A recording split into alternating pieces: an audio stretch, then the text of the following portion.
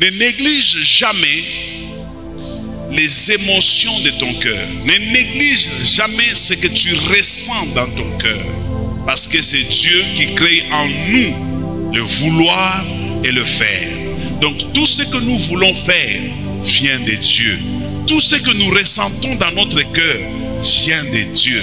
C'est comme ça que la Bible dit, si ton cœur te condamne, et Dieu qui est plus grand que ton cœur, c'est-à-dire que Dieu et ton cœur marchent en harmonie. Si ton cœur est d'accord avec toi, c'est que Dieu est d'accord avec toi. Si ton cœur te condamne, c'est que Dieu aussi te condamne. C'est-à-dire que, premièrement, tu dois sonder les sentiments de ton cœur. Qu'est-ce que tu veux? Qu'est-ce que tu sens dans ton cœur? Déjà, tu es sur le point de découvrir quel est le plan de Dieu dans ta vie. Parce que c'est Dieu qui a mis ça dans ton cœur. Celui qui a fait que ça commence à brûler dans ton cœur. Celui qui a fait que ça commence à te bouger, à te bousculer, à te booster pour que tu puisses le réaliser. Ça, c'est la première façon de découvrir que c'est ça, le plan de Dieu ou le projet de Dieu dans ma vie. La deuxième chose, toujours dans ce même ordre d'idées, qui va vous aider à découvrir quel est le plan de Dieu dans votre vie, c'est regarder ce que vous faites avec facilité. Vous ne pouvez pas être expert en tout. Vous ne pouvez pas être capable de tout faire.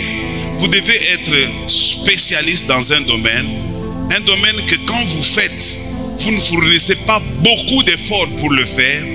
Même endormi, vous pouvez le faire. Même si on vous réveillait du sommeil, vous pouvez le faire. Même si vous n'êtes pas préparé, vous pouvez le faire. Il y a d'autres personnes, pour faire quelque chose, il leur faut beaucoup d'exercices, beaucoup d'entraînement, afin qu'ils arrivent à faire cette chose-là. Mais ça arrive aussi à d'autres personnes, ils ne fournissent pas beaucoup d'efforts, mais ils font des choses, quand les autres les observent ça, ils sont émerveillés. Ils se disent, mais comment se fait-il que tu es arrivé à faire ça? Parce que c'est quelque chose que Dieu a mis en toi. C'est quelque chose que tu dois beaucoup exploiter. Il n'est pas dit que parce que Dieu a mis en toi ces facilités-là, tu dois croiser les bras. Même si c'est un don de Dieu, tu dois le cultiver, tu dois le travailler, tu dois permettre à ce que cela grandisse. C'est ce que Dieu attend de nous. Rappelez-vous de la parabole des talents. Quand Dieu parlait, bien sûr, il s'agissait aussi des finances, mais aussi il s'agissait de tout ce que Dieu a mis en nous.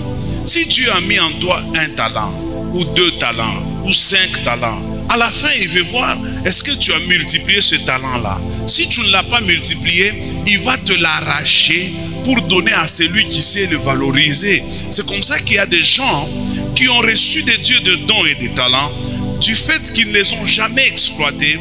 Dieu les a même arrachés, ces dons et ces talents, et il a donné à ceux qui savent valoriser cela. Parce que l'objectif de Dieu, c'est que toi aussi, tu arrives à faire des choses de manière à ce que le monde entier soit dans l'admiration de voir les choses que Dieu fait par toi. Nous ne sommes pas appelés à être seulement admirateurs des autres, mais Dieu a conçu les choses de telle manière que les autres soient aussi tes admirateurs. Quelqu'un me donne un bon amen? Alors ça, c'est le deuxième moyen comment découvrir la volonté de Dieu. Le troisième moyen comment découvrir la volonté de Dieu, j'ai dit premièrement, c'est dans le cœur. Vous devez ressentir quelque chose dans le cœur. Deuxièmement, vous devez regarder les habilités, les facilités que vous avez. Troisièmement, comment savoir que ça c'est la volonté de Dieu? Sondez les genres de rêves que vous faites quand vous dormez. Quels sont les types de rêves que vous rêvez en train de faire quoi? Vous rêvez, il doit y avoir un rêve qui revient régulièrement. Un rêve qui peut-être n'est pas le même, mais qui a des formes différentes, mais au finish qui veut dire la même chose. Alors c'est à toi de tirer attention pour comprendre que c'est ça le plan de Dieu. C'est le cas de Joseph. Joseph ne connaissait pas sa destinée. C'est au moyen des songes que Joseph a réussi à découvrir quelle était sa destinée. Donc, ne négligez pas les rêves que vous faites. Si vous n'en avez pas l'interprétation, Dieu nous a établis pour aider à interpréter les rêves d'autres personnes. Venez nous consulter, on vous aidera à interpréter votre rêve et à savoir qu'est-ce que vous pouvez faire pour Dieu. Que Dieu vous bénisse.